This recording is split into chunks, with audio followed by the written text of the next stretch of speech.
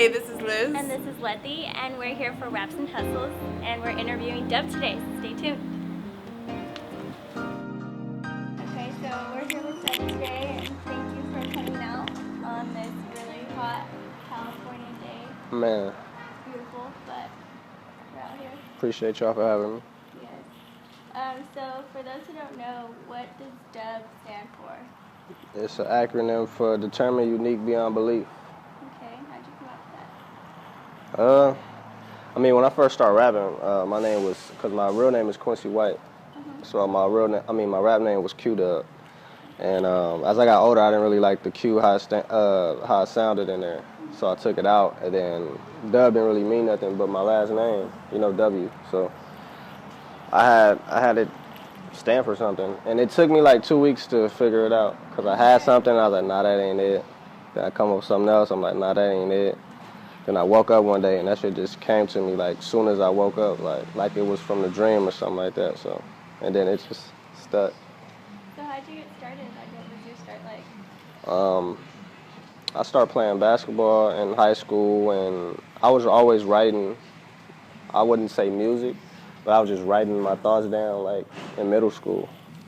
And then I went to the studio for the first time when I was 16, and then I just never left. You were 16? Yeah. How'd you get in there? Or what is that? My homie, first we was recording on karaoke machines. Like we had like the blank tapes. It had like the A side and the B side. I guess the A side was like the instrumental, and the B side was like the blank tape where we would record on. And my cousin, well, my friend, well, he's considered like a cousin. He had a cousin that had a studio, and we went, and shit, that's when we started rapping. So as far as like the jump from the layover to Black Box and Never Content. Now you really know your shit. Okay, keep going. Yeah.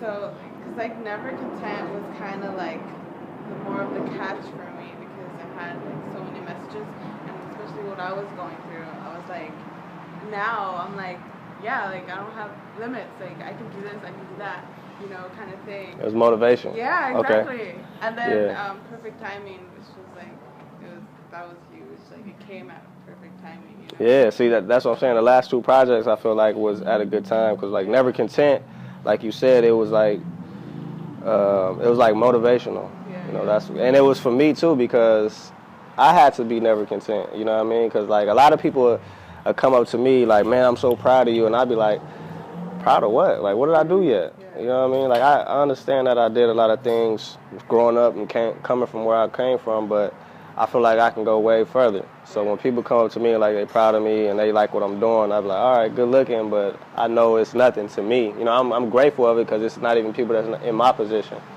But I know I want to be further, and I have times where I have doubts, so that's why, I'm so personal with my music, you know what I'm saying? And then as far as with Perfect Timing, it did come at a perfect timing with, the situation with the cops killing us, and the gang violence inside of in L.A. So my problem was like the cops kill us. That's all bad. You feel me? But don't go crazy when they do it if y'all still doing it to each other. You know what I mean? Reverse racism. Exactly. That was a song called Reverse Racism, and I'm from a hood. You know what I'm saying? And I hang with Crips. I'm from a blood neighborhood, but I hang with Crips. I'm being like the person that leads by example. You know what I'm saying? Like, I'm not out here, killing Crips and doing all that. You know what I'm saying? Like, I'm trying to bring this shit together. And if somebody look at me less of a man or less of a gangster, then you just retarded. You know what I'm saying? That means you still at your mental level is still at a child's, capacity. So you gotta grow up, man. You know what I'm saying? Like, as far as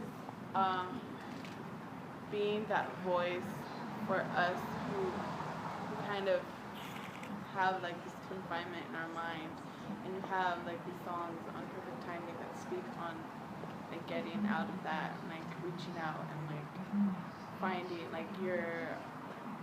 your ability to be that light, kind of. Mm-hmm. Like what was the process like finding your own like greatness, and staying out of the confined lines kind of thing? I feel like I had to be myself, you know what I'm saying? Because as an artist, you sit back and you're inside the whole circle of the other artists, you know what I mean? And the thing in LA, I feel like the most successful music or the most, you know, the fastest way to get on is to do the ratchet music. You know what I'm saying? Which I don't do.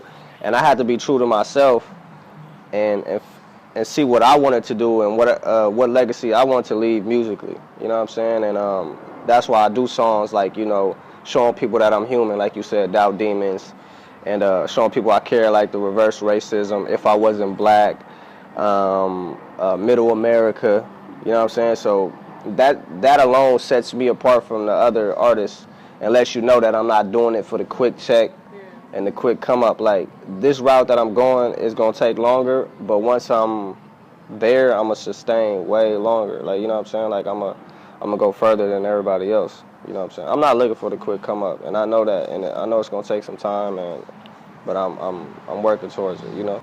What is the ultimate change that you want to? You talking about, like, just for the world? For just, like, with your music. Like, what is your ultimate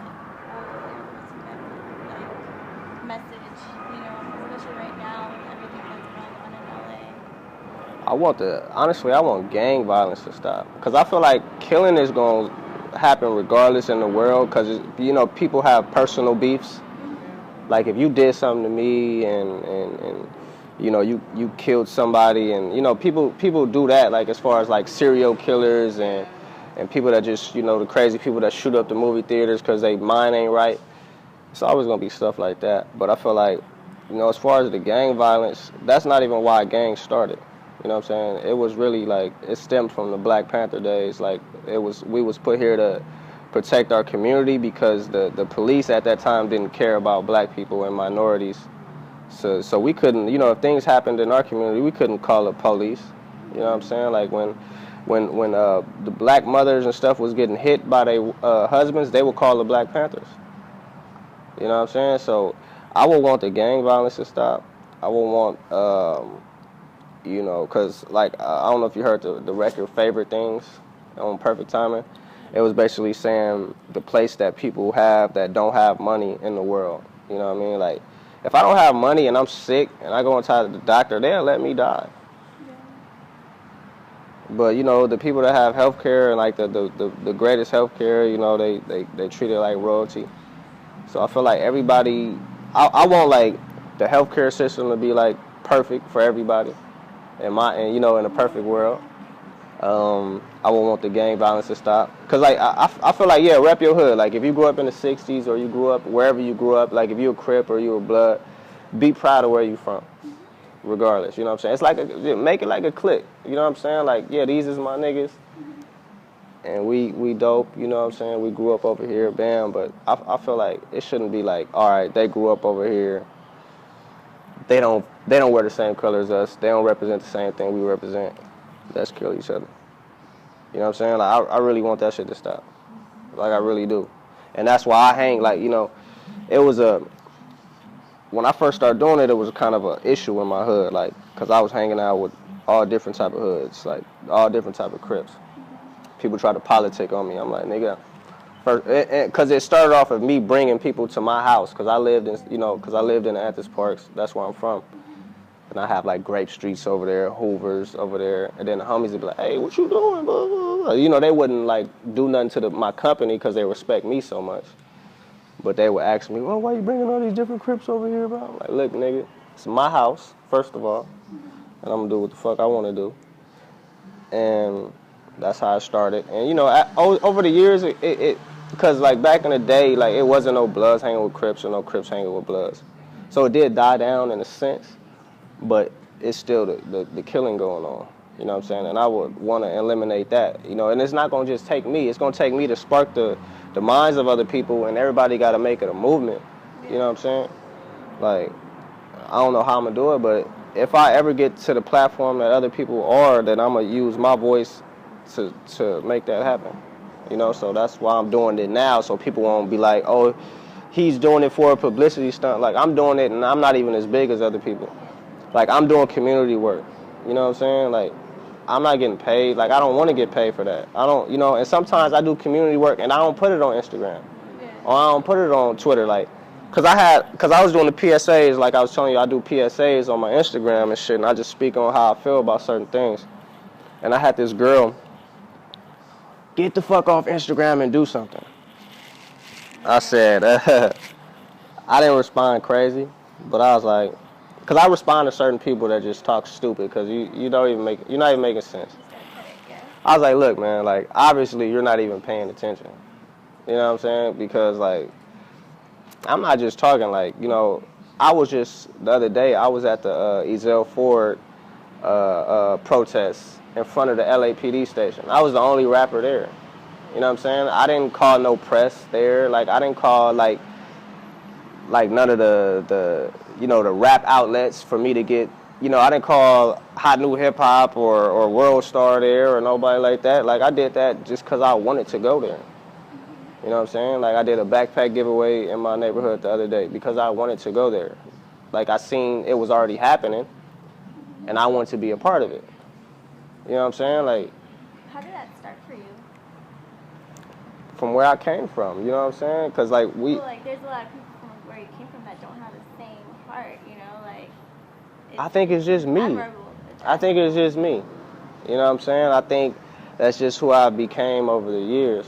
I can't really explain it, but I don't know why I care so much, but I do. You know what I mean? And I think that's what I was put here for, you know, and not just to rap, because, like I said, certain people just rap to get the check. And as long as they good, they don't care about what everybody else is going through. But I care. Like I said, I don't know why, but, you know, yeah, like I don't, you know, I want everybody to be good. You know, and I'm not just saying that, like I really do, you know, because it's like, it's crazy when people lose their life to, like, you know, some simple, you know, it's always crazy to lose your life, period, you know what I'm saying? Like, nothing is good or a good reason to lose your life, but for people to just be killing each other because of where they from and where they at and what they got on, it's like, that's crazy. You know what I'm saying? Like, it's supposed to be freedom of speech. I'm supposed to wear what I want to wear, wherever I want to wear it. You know what I'm saying? You got to be cautious of what you got on in different places. But me, I don't move like that. I really wear what I want to wear. It's like, I feel like if something going to happen, it's going to happen. You know what I mean? And I don't come across as somebody you would want to do something to, because I show so much love. Like, I've had, like, my enemy hood come up to me in a club. It was tension, I ain't gonna lie. But, all right, let me tell you a quick story. I had all red on. This was years ago, you know, when I still was, like, kind of simple-minded. I had an Angel A hat. That's the hat we wear. And I had red chucks. So I'm in the club. I had the, you know, the hood sponsors chain at the time, so it was a big-ass $10,000 chain, white gold, diamonds, all that. So they see me, and then one of the dudes just looking at me, just staring at me. He's sitting down, but he just keep looking up at me. And I look down at him, and I see the tat on his hand. He got a 11-8 tat on, which is our main rival hood, the 11-8 East Coast Crips. So I look down, I'm like, oh, shit. Because that's not like fighting when you see each other. That's like killing. And I'm like not even with none of my homies from my hood, because I'm like at an industry event. And I know he not by himself. So I'm just looking, I'm like, damn, I can't walk away at this time. You know what I'm saying? Like, I'm right by him. He's sitting like how you are, and I'm standing up right next to him. So he jumps up like, cuz you from Pies? That's how you diss us. So I kind of take a step back, and then all his homies just swarm up on me. I'm like, damn. Like, so in my head, you know, I'm keeping my composure. I'm still being a man, because, like I said, whatever's going to happen is going to happen. So I'm like, okay, they about to jump me, rob me, and kill me. That's the thoughts that's going on in my head. And so I'm like 20 at the time. Somebody like my age now, like 27, 28, came like from his hood, like came in front of both of us like this, and was like, nah, that's Dubb. Like, he knew who I was. He grew up over there, we grew up over here. When he leave, we don't shoot at him, he don't shoot at us. Let's just go our separate ways. And I was like, if that nigga would have decided to stay at home, I would have been dead. You feel me? And we need more people like that. You know what I'm saying? Like, things that I've went through, it's like, man, is it really that serious? Like, because, like, think about it. That I could be, like, a dope friend to somebody, like, and they wouldn't even know it. You know what I'm saying? Like, or I can be a family member to one of their homies in their hood when they go do a mission. That's what I keep under consideration, too. Like, when my homies go do crazy shit like that, they probably done killed a family member before and didn't even know. Like a distant cousin or something like that. So I just, it would be dope to see that shit just like, cause like in 92, 93, that shit happened, like the gang truce, but the police fucked it up. You know what I'm saying? Like, if you go look at the documentaries, the police stole a gangbanger's car after the truce. Like, no gangbangers was killing each other. You know, red and blue rags tied together. Everybody was like fucking with each other. The police stole a gangbanger's car and did a drive-by out of it and started the war back up. That's crazy shit, right? And the police is corrupt as a gangbanger, or even more. You know, so man, like the police, the judicial system need to get better, and like, you know, us, you know, within the community gotta, you know, step the shit up too. Individuals just gotta be able to stand up and talk. Like, if that guy was for some reason stayed quiet. Yeah, I would have been dead. Yeah. Exactly. Just have to stand up and, you know, cause for somebody, like I said, from a neighborhood, that's, you know, cause usually you're supposed to be turned up and you're supposed to want to kill the opposite side. So for me to talk like this, it may get some stipulations like, oh, he's turned down, he's not a gangster no more, he's who we think he is, Martin Luther King. Like, it's going to be somebody that say some crazy shit like that. But you got to understand, you got to take up, you got to step up and not care about what's going to come with it. Like, you know what I'm saying, the criticism behind it. You just have to bite, you got to, in a sense, bite the bullet. You feel me? Because it's like, it's going to be people that talk like that. But it's going to be some other people like, that's an intelligent young man. Like, that's how they supposed to think. You know what I'm saying? And I don't care, like, what people, like, the negative side, what people think about me. Like, at first I did coming up. Like, I was so conscious of, oh, damn, I did that. People don't like that. I shouldn't have did that. And I would beat myself up for it. But I just got to a point where I just don't care. You know what I'm saying? Like, of the negative side that's going to come with it. Like, people always going to judge. You know what I'm saying? But for as many people as going to judge, twice as people was going to like it. And people going to, you know, support it. And I've seen that as I've been speaking my mind and being truthful to myself. I see the interaction growing, like, from the fans and people really genuinely fucking with me. Yeah. Well, we're gonna like wrap this up, but I just want to thank you so much for this interview today. It was dope. Thank you. You're dope. Thank you. Appreciate you.